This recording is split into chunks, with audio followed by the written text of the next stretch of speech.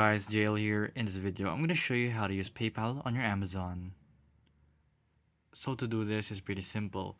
So here, we all know we can't use PayPal directly on your Amazon. So this is a website where you can go to and actually use PayPal to buy gift cards in Amazon so that you will be able to use it on your Amazon.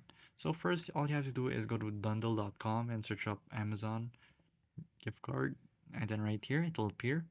As you can see right here, you can buy gift cards in here using your PayPal so that you can use it with your Amazon. So you can only use debit or credit card in Amazon if you're living in the UK.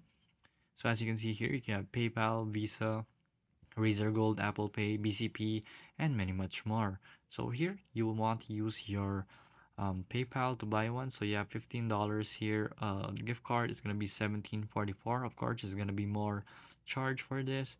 So you wanna use your payment method right here using your PayPal. So there you go, guys. It's just that easy. Just link up your PayPal here, and you'll be on your way. So if this video was useful, please hit the like button and don't forget to subscribe.